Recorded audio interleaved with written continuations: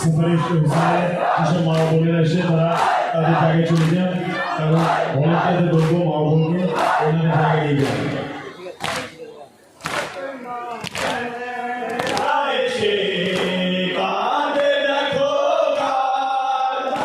শেষ মাজার শেষ করছে আমরা ইনশাআল্লাহ দিন ভালো আমাদের শেষ করছে ইনশাআল্লাহ সুপারিশকে হুসাইন থেকে এসে আমাদের কাপড়ায় আমরা আমাদের শেষ প্রস্তাব দিতে এসেছি ইনশাআল্লাহ।